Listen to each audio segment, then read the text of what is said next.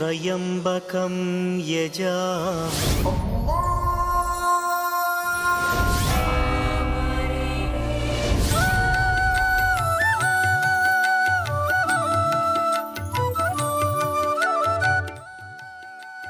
வணக்கம். வேந்தரின் இறைவன் அருள் ஆன்மீக நிகழ்வுகளின் தொகுப்புக்காக ராகப்பிரியா. ஏதோ ஒரு புள்ளியில் இருந்துதான் எல்லாமும் இயங்கிக் கொண்டிருக்கின்றன என்பது உலகம் முழுவதும் ஆன்மீகத்தின் நம்பிக்கை. மதங்கள் வேறு வேறாக இருக்கலாம், வழிபடு தெய்வங்களின் திருப்பெயர்களும் வேறு வேறாக இருக்கலாம். ஆனால் நம்பிக்கை ஒன்றே, இறைவனின் திருவருளும் ஒன்றே. இந்து, இஸ்லாமிய, கிறிஸ்தவ மற்றும் பிற வழிபாட்டு தலங்களில் நடைபெறும் நிகழ்வுகளின் தொகுப்புதான் வேந்தரின் இறைவன் அருள். வாரந்தோறும் திங்கள் முதல் வெள்ளி வரை இரவு 10:30 மணிக்கு ஒளிபரப்பாகிறது. இனி இன்றைய முதன்மை நிகழ்வுகள். திருப்பரங்குன்றத்தில் சுப்பிரமணியர் தேரோட்டம், பக்தர்கள் அரோஹரா முழக்கம்.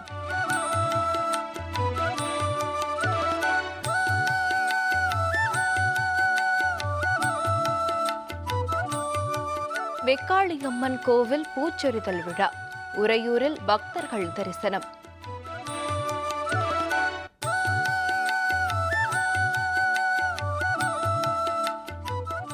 சேலம் அம்மாப்பேட்டையில் விழா கோலம், காளியம்மன் கோவில் பால்குட ஊர்வலம்.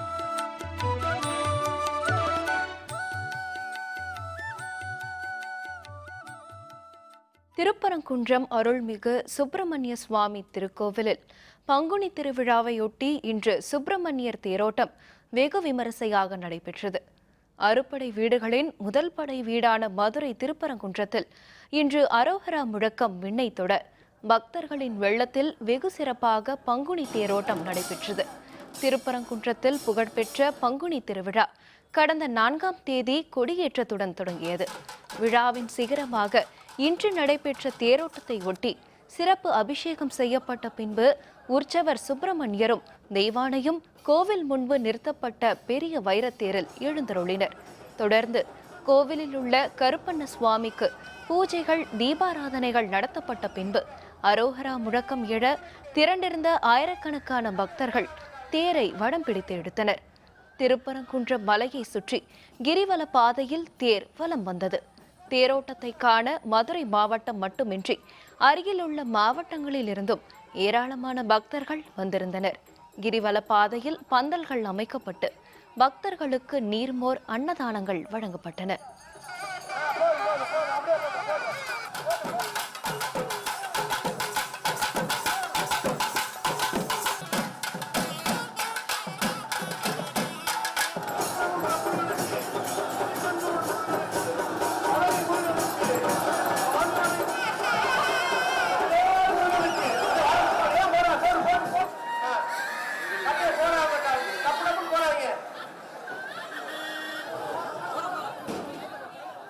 தேரோட்டம் பார்க்க வந்திருக்கோம். தேர் நல்லா கிரிவலம் வந்து ஃபுல்லாக சுற்றி வந்திருக்கோம்.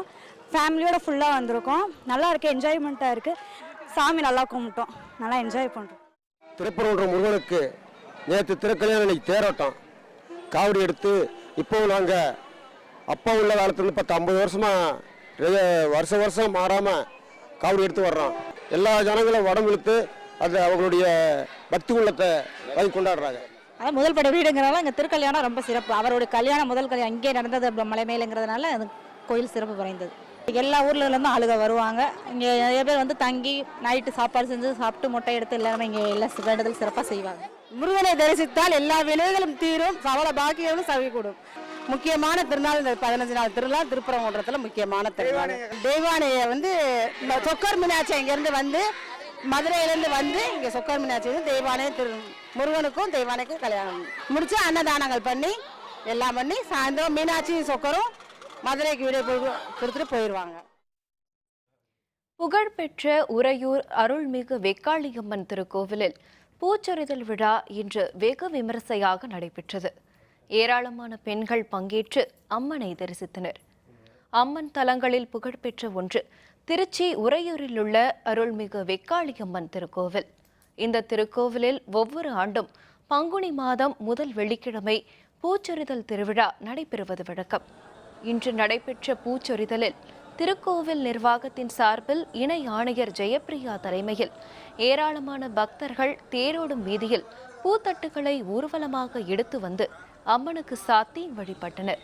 பூச்சொரிதல் விழாவில் மாவட்டத்தின் பல்வேறு பகுதிகளில் இருந்தும் ஏராளமான பக்தர்கள் கலந்து கொண்டு பூக்களை படைத்து அருள்மிகு வெக்காளியம்மனை வழிபட்டனர். மேலும் திருக்கோவில் குடமுழுக்கு நடைபெற்று 11 ஆண்டுகள் நிறைவு பெற்றதையொட்டி அம்மனுக்கு சம்வத்ர அபிஷேகமும் தொடர்ந்து தீபாராதனையும் நடைபெற்றது.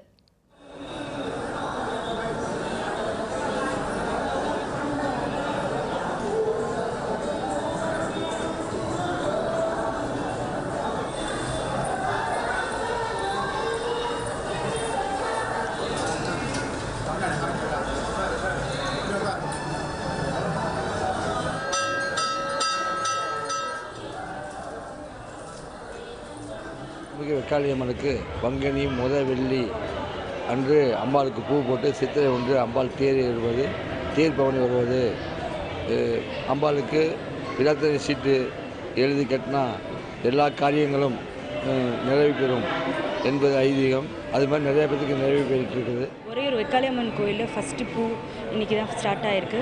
இந்த அம்மா வந்து ரொம்ப சக்தி வாய்ந்த அம்மா. நிறைய பக்தர்கள் வந்துகிட்டே இருக்காங்க. நிறைய இங்கே பூஜை நடந்துகிட்டே இருக்கும். காலையில் 4 மணிலேருந்து தொடங்கி ராத்திரி முழுக்க நடந்துகிட்டே இருக்கும்.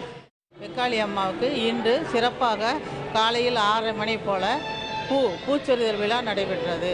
அந்த பூச்சொரிதல் விழாவில் பக்தர்கள் அனைவரும் இன்முகத்துடன் கலந்து கொண்டு தனக்கு தேவையான வரங்களையும் பெற்று அம்மாவின் அருளையும் பெற்று என்றும் அம்மா துணை எங்களுக்கு வேண்டும். சேலம் அம்மாபேட்டையில் இன்று மாசி மக திருவிழாவின் தொடர்ச்சியாக இன்று அம்மனுக்கு வெகு விமரிசையாக பால்குட ஊர்வலம் நடைபெற்றது. அம்மாபேட்டையில் உள்ள அருள்மிகு காளியம்மன் திருக்கோவிலில் மாசி மக திருவிழா நடைபெற்றுக் கொண்டிருக்கிறது. விழாவின் தொடர்ச்சியாக இன்று அம்மனுக்கு பால்குட ஊர்வலம் நடைபெற்றது. சேலம் சின்ன மாரியம்மன் கோவிலில் இருந்து தொடங்கி நடைபெற்ற இந்த ஊர்வலத்தில் நூற்றுக்கணக்கான பெண்கள் கலந்து கொண்டு பால்குடம் எடுத்தனர். தங்கள் வேண்டுதல்களை நிறைவேற்றியதற்காகவும் நிறைவேற வேண்டும் என்பதற்காகவும் பெண்கள் திரளாக செவ்வாடை அணிந்து வந்து நேர்த்தி கடன் செலுத்தினர்.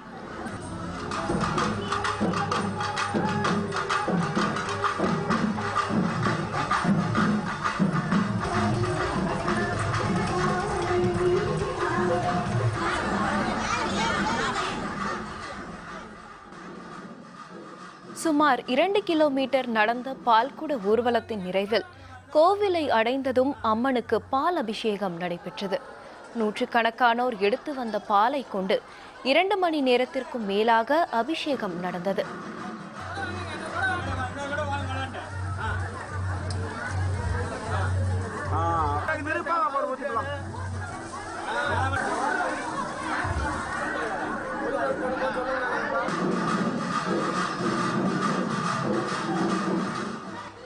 தொடர்ந்து அம்மனுக்கு சிறப்பு அலங்காரம் செய்யப்பட்டு பூஜைகள் நடைபெற்றன. கோவில் மண்டபத்தில் அம்மனுக்கு மகா காளியம்மன் அலங்காரமும் கோவில் முன்பு சிவன் பார்வதி சிறப்பு அலங்காரமும் செய்யப்பட்டிருந்தன. அம்மனுக்கு பால் அபிஷேகம் செய்வதன் மூலம் அம்மன் குளிர்வதால் நாட்டில் நல்ல மழை பெய்யும் என நம்பிக்கை.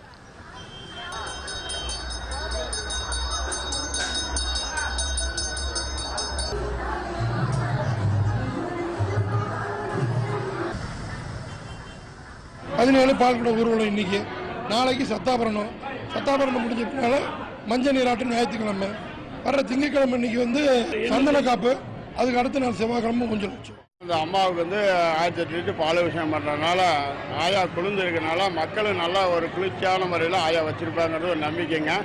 அதே மாதிரியே கண்டிப்பாக எல்லாமே நடந்துக்கிட்டே இருக்குது. இன்றைக்கி நல்லா விமர்சனமாக நடக்குதுங்க. இன்னும் மேலும் மேலும் நடக்கணும், எல்லாரும் நல்லா இருக்கணும். இந்த அம்மாவை மனப்பூர்வமாக பிரார்த்தனை பண்ணிக்கிறேன். இந்த கோயில் ரொம்ப சிம்பிளாக இருந்தது. நாங்கள் பூஜை ஆரம்பித்த பிற்பாடு இருக்க நல்ல ரொம்ப பெருசாக கோயில் ஆகி ரொம்ப நல்லா அமைஞ்சிருக்கு. இந்த அம்மனை பொறுத்த வரையில் யார் இந்த கோயிலுக்கு வந்து யாரானா வேண்டிக்கிட்டாலும் வேண்டிய இதெல்லாம் செஞ்சு கொடுப்பாங்க.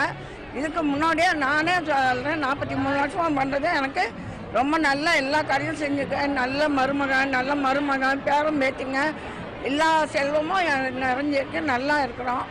இதே மாதிரியே இந்த கோயிலுக்கு யார் வந்தாலும் எல்லா கோரிக்கையும் அம்மா நிறைவேற்றி கொடுப்பாங்க.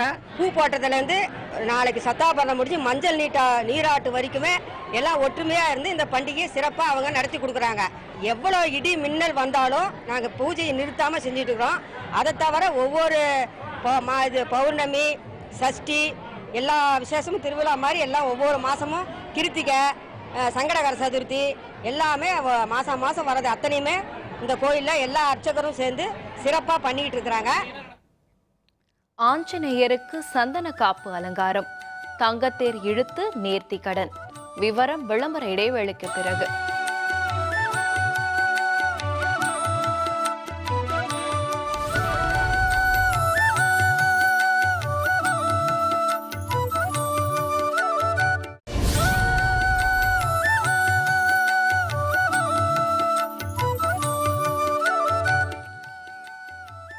இறைவன் அருள் ஆன்மீக நிகழ்வுகள் தொடர்கின்றன. காஞ்சிபுரம் மாவட்டம் ஊத்துக்காடு JS நகர் ஜெயகணபதி கோவில் குடமுழுக்கு மிக சிறப்பாக நேற்று நடைபெற்றது.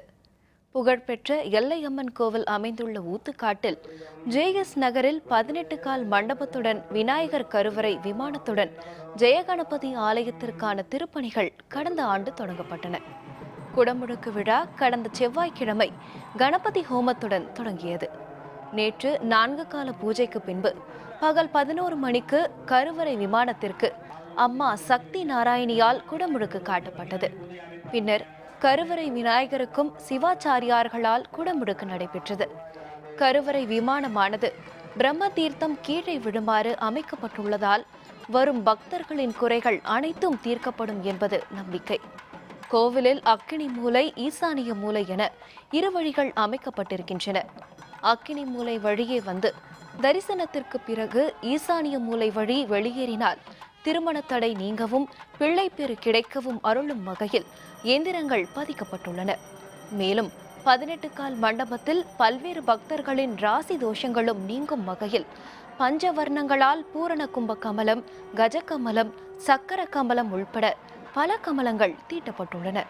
வேண்டுவோருக்கு வேண்டும் வரங்களை எல்லாம் வாரி வாரி வழங்கி கொண்டிருக்கின்ற அருள்மிகு ஸ்ரீ ஜெயகணபதி ஆலய கோபுர கலசத்திற்கு விமானத்திற்கு மகா கும்பாபிஷேகம் நடந்தேறியன.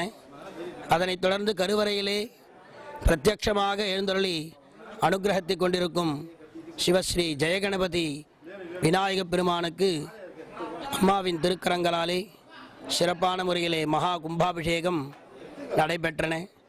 ஆகம விதி பிரகாரம் இந்த ஆலயம் கிழக்கு முக பிரதிஷ்டையில் ஜெயகணபதின்னு பேர் நிர்மாணித்து இந்த ஆலயத்தை ஆகம விதி பிரகாரம் 18 கால் மண்டபம், கர்ப்ப கிரகம் என்பக்கூடிய விமானம், பிரம்மதீர்த்தம் கீழப்படுற மாதிரியே இந்த விமானம் அமைஞ்சிருக்கு.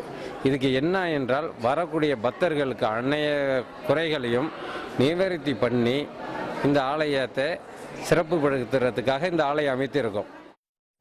மழை பெய்யவும் தானிய விருத்திக்காகவும் நாமக்கல்லில் அருள்மிகு ஆஞ்சநேயருக்கு சந்தனக்காப்பு அலங்காரம் நடைபெற்றது.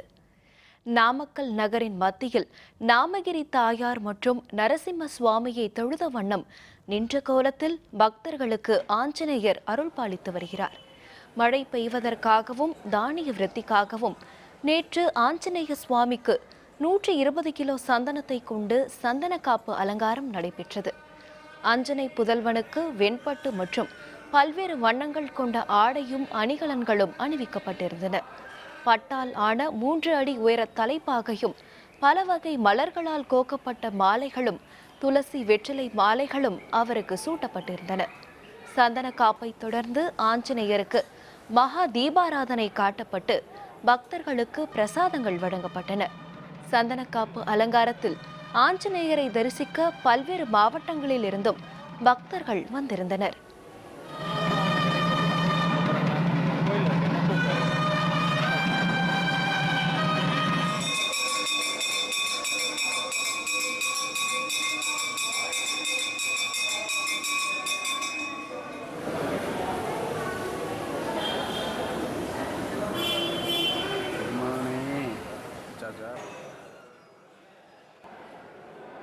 ஆஞ்சநேயர் திருக்கோவிலில் வேண்டுதலை நிறைவேற்றியதற்கு காணிக்கையாக கோவிலில் தங்கத்தேரை இழுத்து பக்தர்கள் நேர்த்தி கடனை செலுத்தினர். வண்ண வண்ண மின் விளக்குகளாலும் பூக்களாலும் அலங்கரிக்கப்பட்ட தங்கத்தேரில் ராஜ அலங்காரத்தில் ஆஞ்சநேயர் காட்சி தந்தார். உள்பிரகாரத்தில் தங்கத்தேரில் வலம் வந்த உற்சவர் ஆஞ்சநேயரை பக்தர்கள் திரண்டு வணங்கினர்.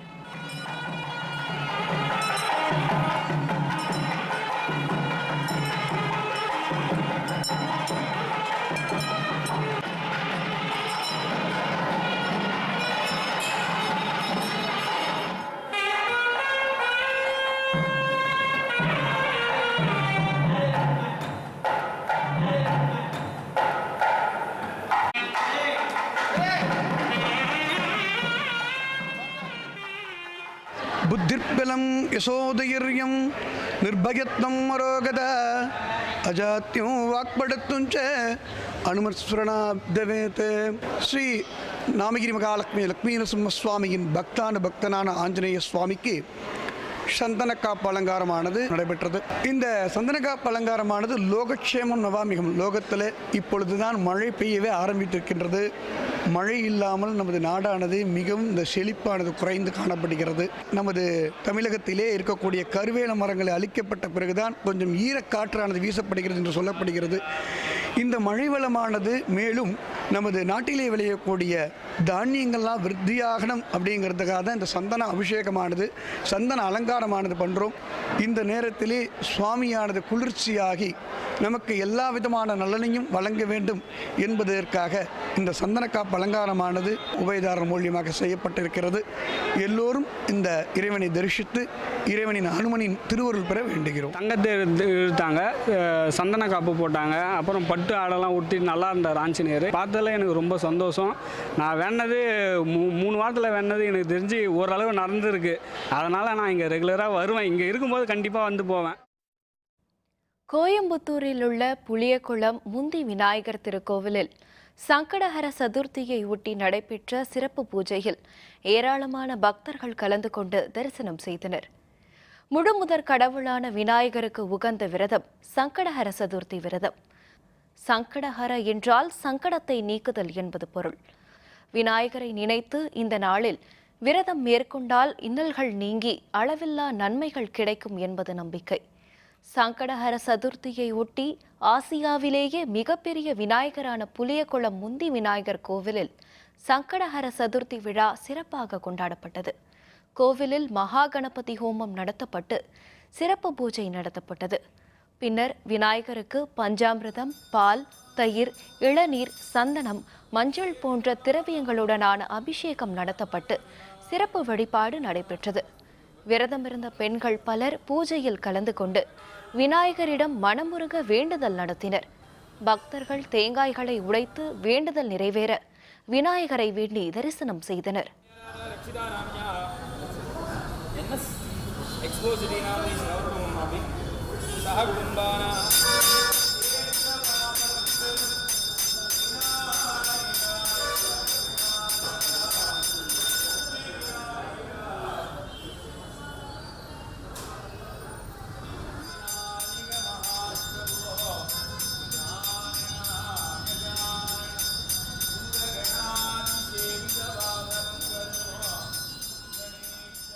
தென்னாருடைய சிவனே போற்றி, எந்நாட்டவர்க்கும் இறைவா போற்றி, ஏகம்பத்துரை எந்தாய் போற்றி, பாகம் பெண்ணுருவானாய் போற்றி.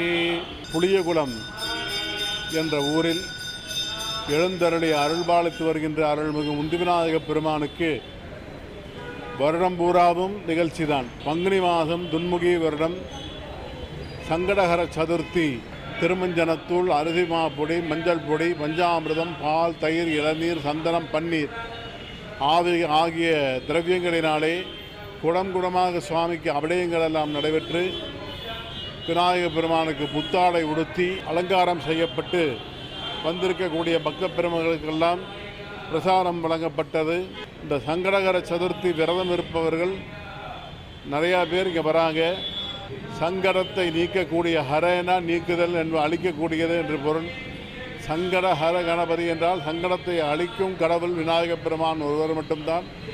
இங்கே புளியகுளத்தில் ஆசியாவிலேயே மிகப்பெரிய அழகான விநாயகர் என்ற பெயரெடுத்த முந்தி விநாயகப் பெருமான் அமர்ந்து அருள்பாலித்து வருகின்றார். பெரியகுளம் பகுதியில் அமைந்திருக்கிற முத்தி விநாயகர் சங்கடகர்த்தி நிகழ்ச்சியாகட்டும் எல்லா நிகழ்ச்சியும் சிறப்பாக செஞ்சுட்டு போகிறாங்க. நான் இந்த பக்கம் வர்றப்பெல்லாம் இந்த முத்தி விநாயகரை தரிசித்து அந்த முத்தி விநாயகருடைய அருளை நான் பெற்றுச் செல்கிறேன்.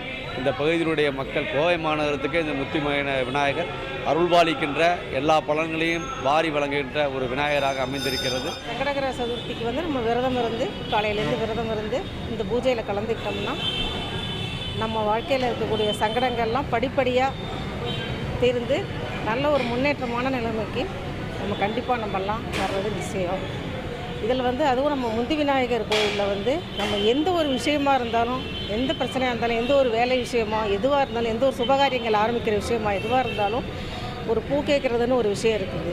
அதை நம்ம இவர்கிட்ட பூ கேட்டோம்னா அவ்வளோது ஒரு அக்யூட்டாக கரெக்டாக வந்து அவர் சொல்லுவார். அவர் முத்தி விநாயகருக்கு வந்து நம்ம சிறப்பாக வழிபடுறது வந்து நம்ம வேண்டிய வரம் தரும் நாள்.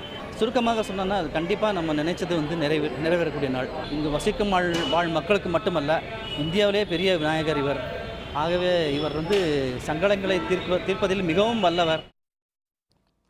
நீலகிரி மாவட்டம் உதகையில் நடைபெற்ற சங்கடஹர சதுர்த்தி விழாவில் ஏராளமான பக்தர்கள் கலந்து கொண்டு சுவாமி தரிசனம் செய்து இறையருள் பெற்றனர். நீலகிரி மாவட்டம் உதகையில் உள்ள மாரியம்மன் கோவில் புகழ்பெற்றது. இங்குள்ள விக்னங்களை நீக்கும் விக்னேஸ்வரராம் விநாயகருக்கு சங்கடஹர சதுர்த்தியை ஒட்டி பலவித அபிஷேகங்கள் நடைபெற்றன. பால், தயிர், பன்னீர், மஞ்சள், சந்தனம் உள்ளிட்ட பல்வேறு மங்கள பொருட்களால் இந்த சிறப்பு அபிஷேகம் சீரிய முறையில் நடைபெற்றது. சிறப்பு அபிஷேகங்கள் நடைபெற்ற பின்னர் சிறப்பு அலங்காரத்தில் அர்ச்சனையும் மகா தீபாராதனையும் நடைபெற்றது.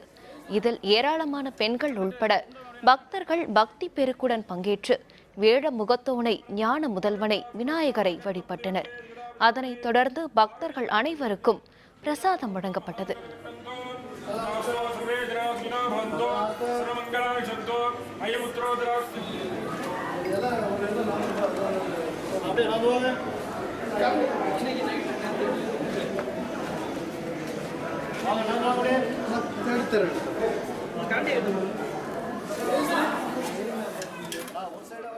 கோவிலுக்கு வந்தோம். தெய்வ வணக்கத்துக்கு பௌர்ணமி ஆகிட்டு 5 நாளுக்கு வர்றது இது வணங்கினா எங்களுக்கு சங்கடங்கள் எல்லாம் தீர்ப்பார் விநாயகர். தெய்வம் எங்களுக்கு வையவாக வருவார், எங்களுக்கு துணையாக இருப்பார் விநாயகர். எங்கள் கஷ்ட துக்கங்களை தூர் பண்ணுவார். ஸ்ரீ சாயி தியான சபையில் ஆரத்தி விழா, பக்தர்கள் தீபாராதனை தரிசனம். விவரம் விளம்பர இடைவேளைக்கு பிறகு.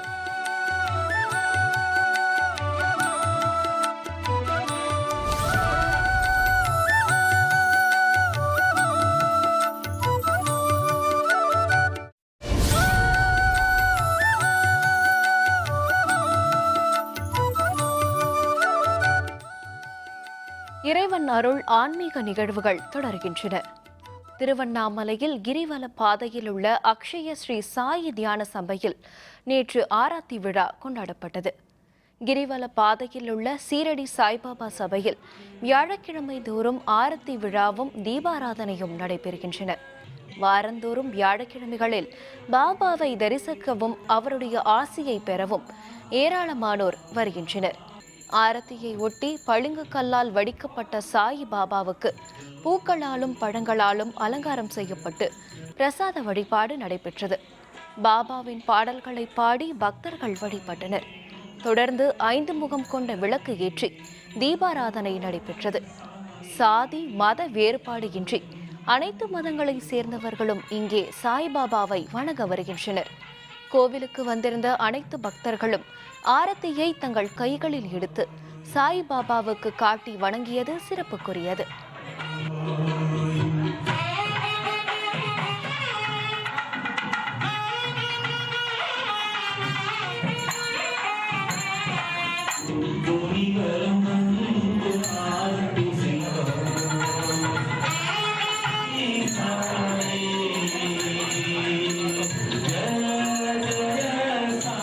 திருவண்ணாமலையில் முதலாக வந்த பாபா கோயில் இந்த கோயில்.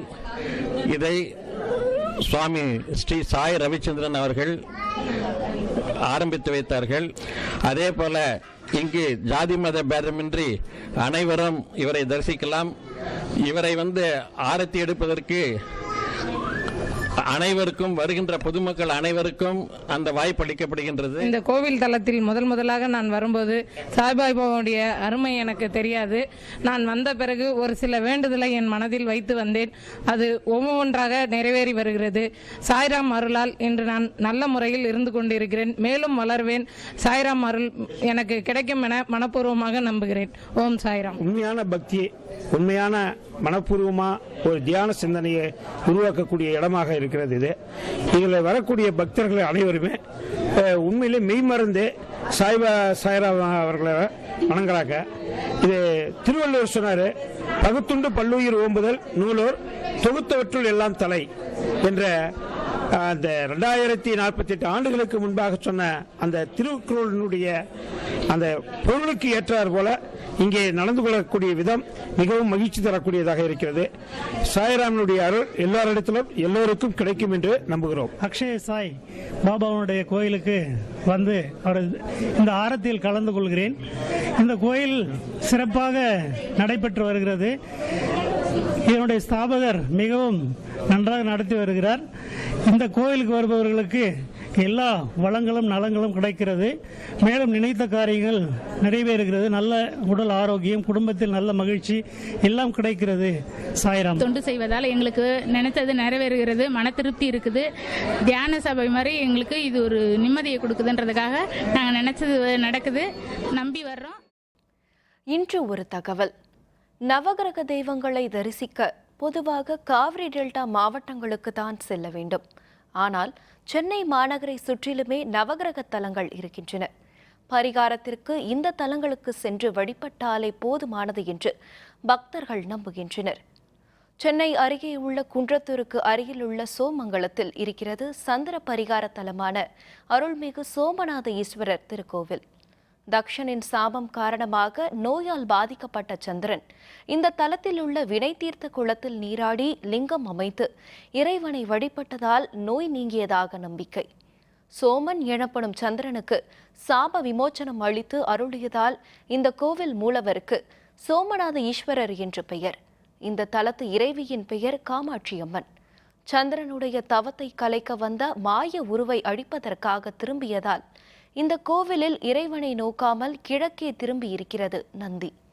சந்திரபலம் குன்றியவர்கள் சந்திரனுக்குரிய இந்த தலத்திற்கு சென்று வழிபட்டால் சந்திரதோஷம் நீங்கும் என்பது நம்பிக்கை. புதன் பரிகார தலத்தை பற்றி அடுத்த நிகழ்ச்சியில் பார்க்கலாம்.